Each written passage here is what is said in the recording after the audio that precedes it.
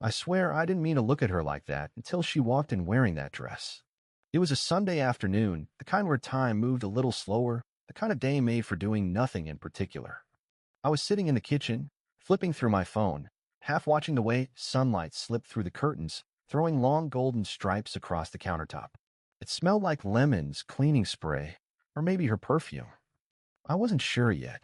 Her name was Elise. My best friend's mom, 46, divorce finalized last year.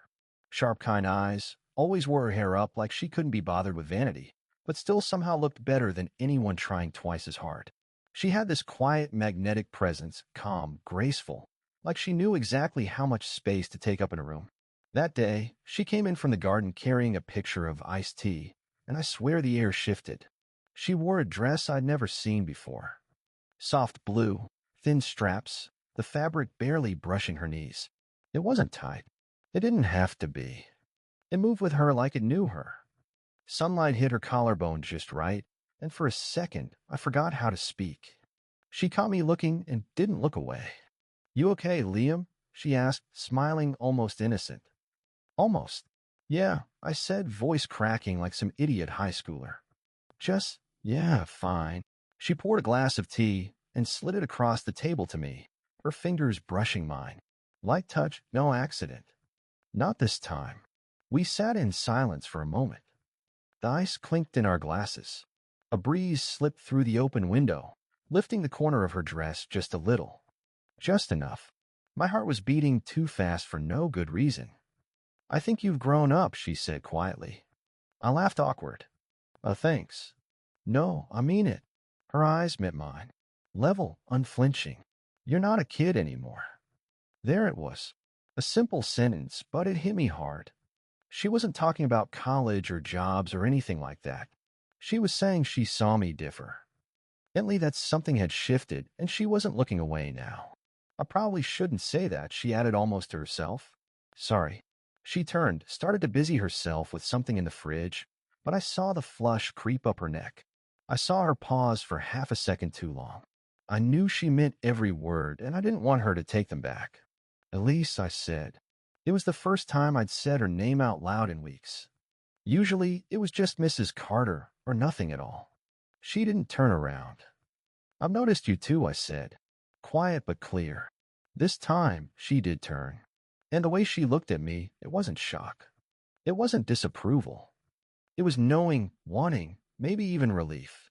The tension filled the room like undertone, slow, thick, inevitable.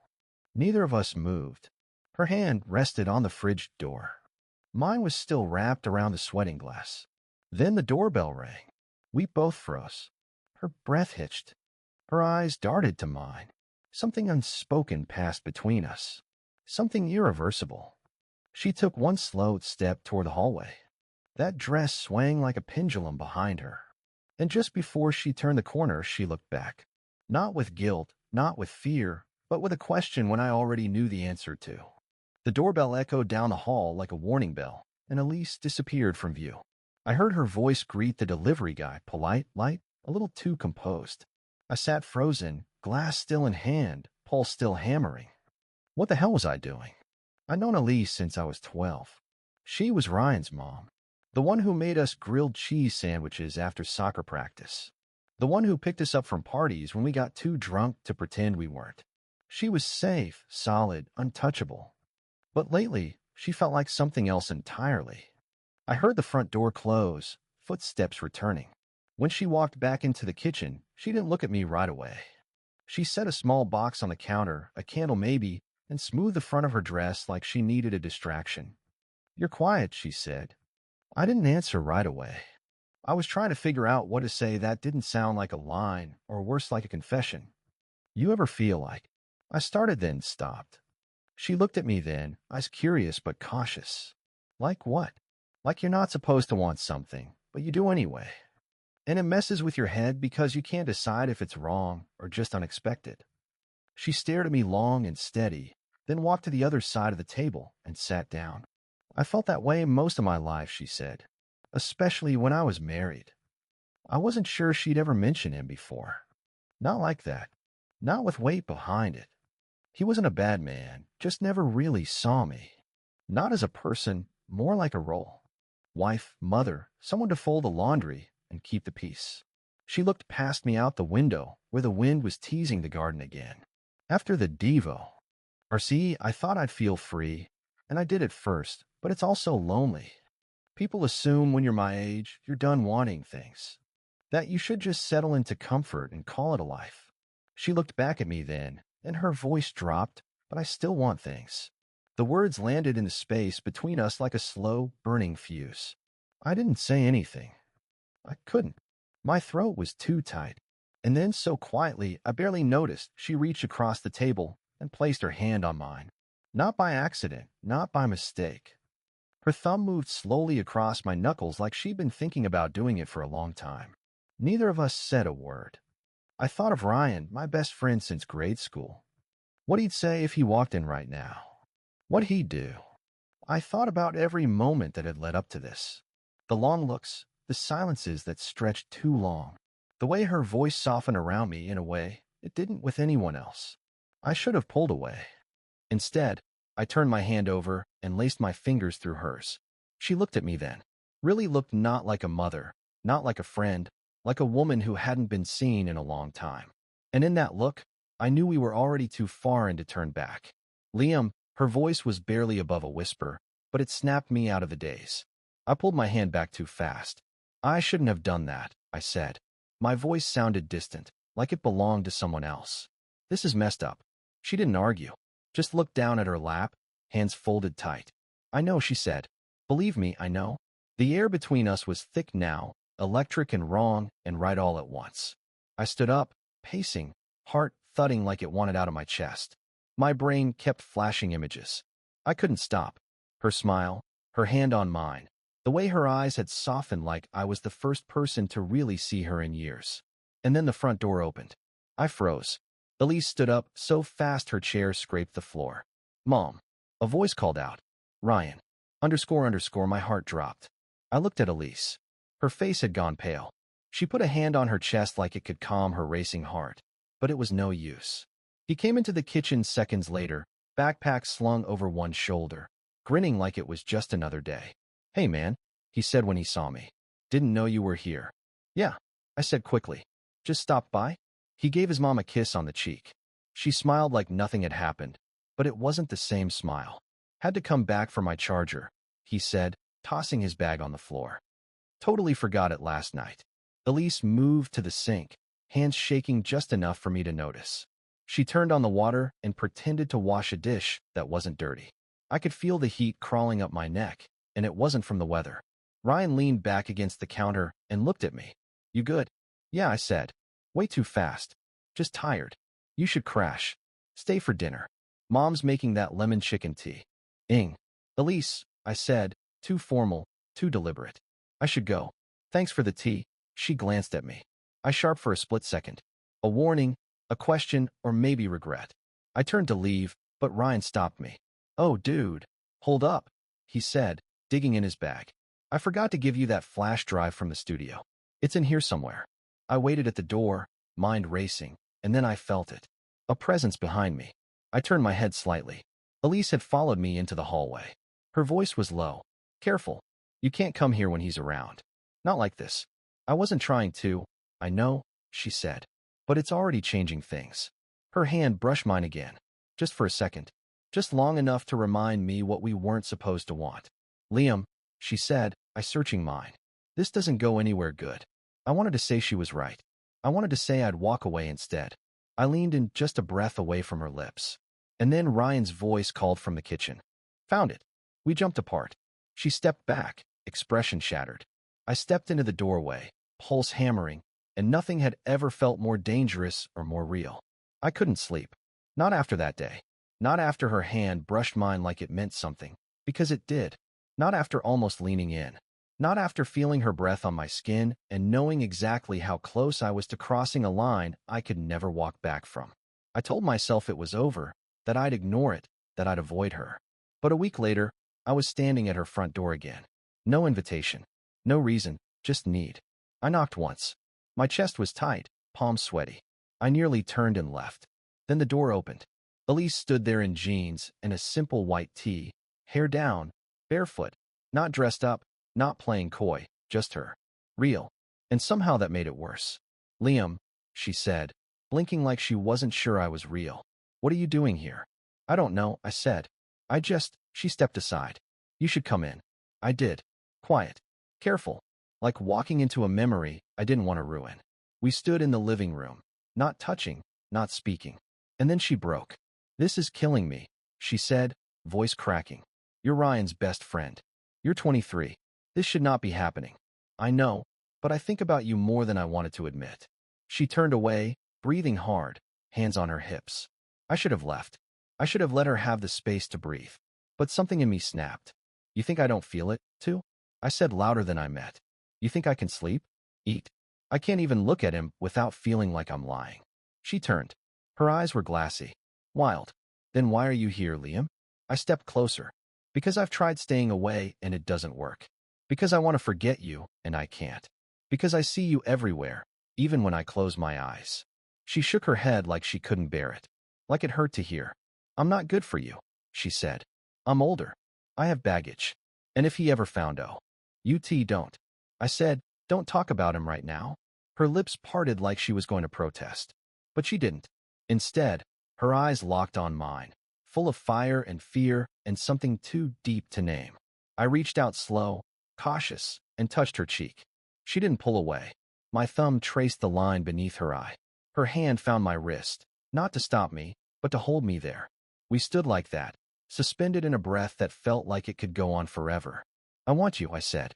Her breath caught. I've wanted you since the day you wore that damn blue dress. And just like that, the distance between us disappeared. Our faces moved closer. Closer. Lips just inches apart. The front door slammed. We both flinched. Mom. Ryan's voice called out. You home? Elise stepped back like she'd been burned. My heart was a war drum in my chest. We stared at each other, wrecked, trembling. And then she whispered the one thing that tore me in two. Don't let him see you. I barely made it out the back door. Slipped through the side gate, heart slamming, breath tight in my throat.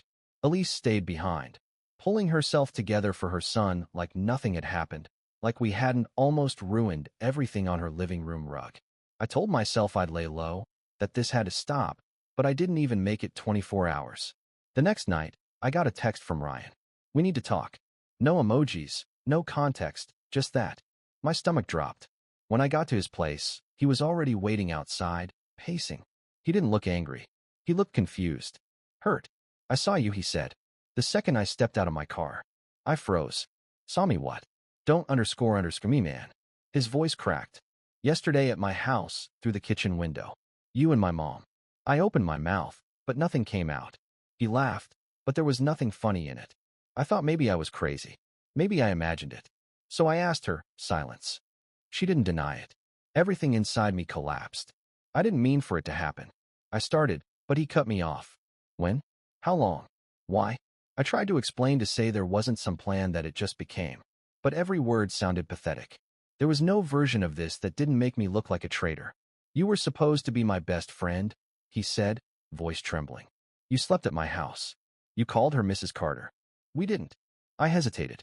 It's not like that. We haven't. Don't. He snapped. Don't insult me by pretending it's innocent. And then he dropped the bomb. She's moving. My head jerked up. She didn't tell you. He said, jaw tight. Figures. What do you mean? She's selling the house. Going to live with her sister in Portland. Said she needs a fresh start. Said she's made too many mistakes here. The words hit me harder than any punch. She's leaving. I asked, stunned. Ryan stared at me. What did you think this was? Some secret love story. She's 46, man. You're just a face. No. I said, quiet but firm. He shook his head. You don't know her like I do. And that was the worst part. He didn't know her better than I ever could. Every scar, every defense, every time she'd chosen silence over conflict. Of course, she'd run. Of course, she'd rather vanish than stay and explain this to anyone. I didn't mean to hurt you, I said, but I meant every second of it. He just stared at me, then turned and walked away. I didn't follow. Instead, I got in my car, drove around the block 4 times before I found the courage to park outside her house.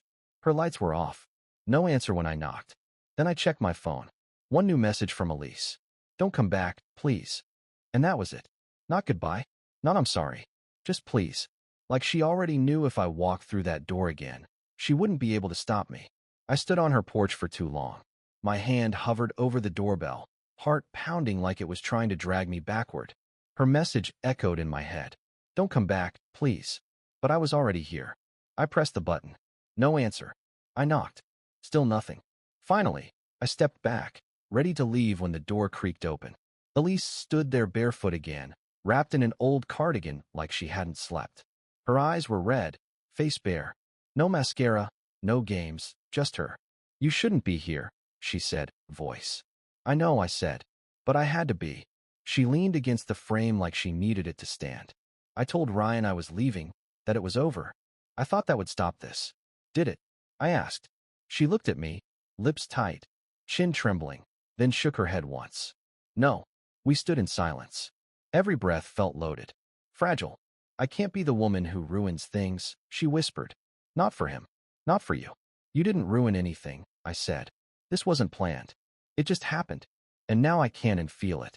Her eyes welled up. You think I don't feel it, too? Liam, I wake up thinking about you. I hate it. I hate how much I want you. Then don't lie about it. I'm not. I took a step closer. She didn't move. I get why you're scared, I said. This is messy and insane, and the timing couldn't be worse. But it's real. You know it is. She looked up at me like she wanted to believe it, like it might hurt less if she just said yes. Then she said the one thing I wasn't ready for. I loved someone once, she said. Before Ryan's dad, before the safe choice, he made me feel alive. But I let him go because it was easier to be who the world expected, and I've been sleepwalking ever since. She paused, swallowed hard. You woke me up. That hit me deep somewhere under the ribs. I didn't speak. I just stepped forward and wrapped my arms around. And her.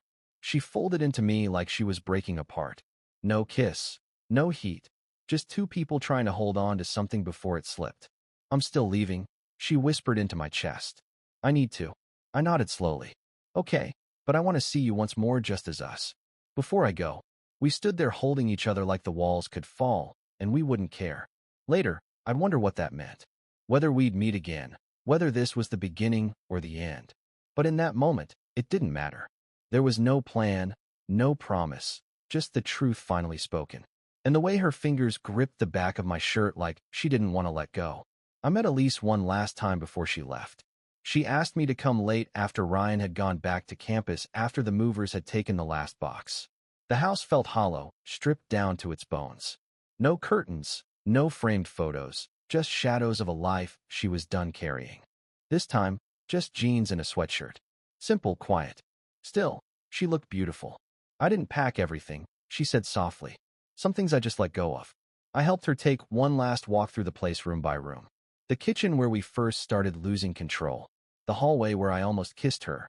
The living room still echoing with silence and what-ifs. We didn't talk much. Words felt too small for what we were both trying to hold. Finally, in the driveway, as the last light faded behind her, Elise turned to me. Liam, I need you to know I never saw you as a mistake, even though it was wrong. She paused, thought about it. No, not wrong. Just impossible. I nodded. I loved you, I said. I still do. She didn't cry. She didn't try to fix it. She just stepped forward and pressed her forehead to mine. And I'll carry that with me, she whispered. But we have to let it go now. There wasn't a kiss. No cinematic goodbye. Just the long, aching silence of two people brave enough to feel something they weren't allowed to keep.